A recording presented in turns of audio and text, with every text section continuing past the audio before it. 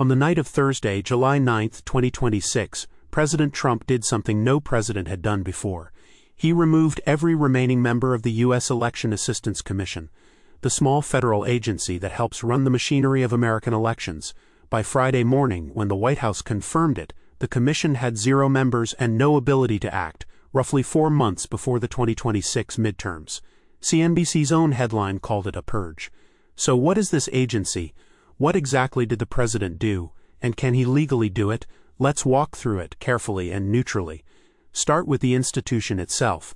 The Election Assistance Commission, or EAC, was created by the Help America Vote Act of 2002, passed after the disputed 2000 Florida recount. By design, it is small, independent, and bipartisan. The law says it has 4 commissioners, appointed by the president and confirmed by the Senate, and no more than 2 can come from the same political party. Its budget is tiny by federal standards, around $28 million a year for operations, with a staff of only a few dozen people. Here is the point that often gets lost. The EAC does not run elections. In the United States, elections are administered by state and local officials across more than 10,000 jurisdictions. What the EAC does is support them. It writes the voluntary voting system guidelines, tests, and certifies voting machines against those standards, distributes federal grant money to the states, maintains the National Mail Voter Registration Form, and serves as a clearinghouse for best practices. And because it is bipartisan by law, it needs at least 3 of its 4 commissioners to agree before it can take any official action. So what did the president actually do?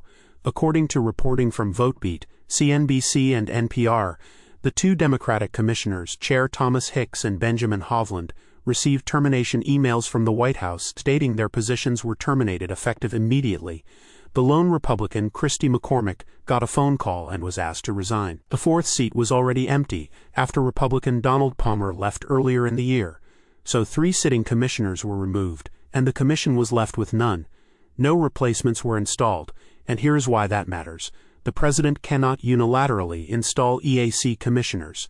They must be nominated and then confirmed by the Senate. Until that happens, the agency has no quorum and cannot vote on anything. That brings us to the central legal question. Can a president do this? The White House says yes, and it points to a specific Supreme Court decision.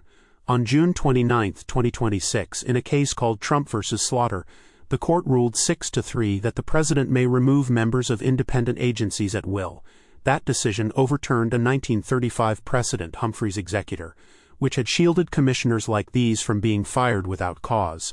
The White House said the president reserves the right to remove individuals not aligned with securing elections, and that the Slaughter decision gives the president that precedence. But critics and many legal scholars say it is not that simple, and here the facts genuinely get murky.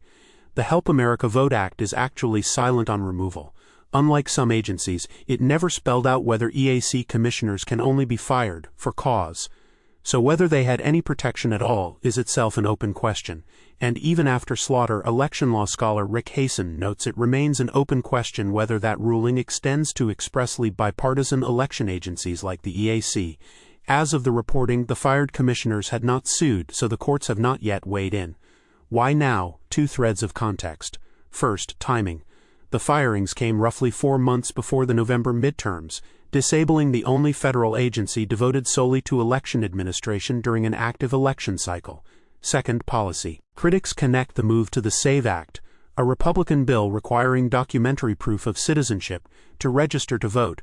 It passed the House in April of 2025, but stalled in the Senate, where it needs 60 votes, and Republicans hold 53 seats. They also point to a March 2025 executive order directing the EAC to add a proof of citizenship requirement to the federal form, parts of which a federal court later blocked. The critics' theory is that controlling the EAC could advance those goals administratively. The administration frames its actions simply as securing elections, and has not, in this reporting, said the firings are meant to implement the SAVE Act. The reaction split along familiar lines. Senate Minority Leader Chuck Schumer called it a brazen attempt to seize control of our elections before a single vote is cast. Senator Alex Padilla and Representative Joe Morell said the president is trying to dismantle another independent guardrail of our democracy. The Brennan Center stressed that Congress deliberately built the EAC to be bipartisan. Notably, even the nonpartisan Bipartisan Policy Center called the removals unprecedented and a significant loss. The administration counters that the president is exercising lawful authority the Supreme Court just affirmed.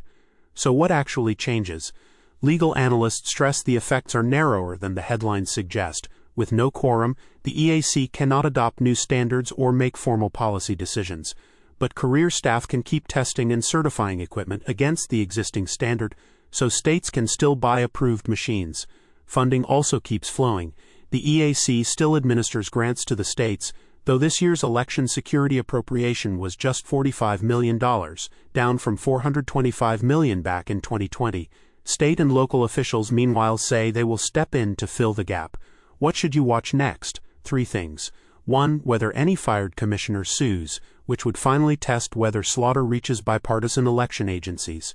2. Whether the president nominates new commissioners, and whether the Senate confirms them. And 3. Whether the executive director and remaining staff stay in place. For now, an agency built to be bipartisan sits empty, 4 months before Americans vote, and the question of who is allowed to fill it remains unresolved.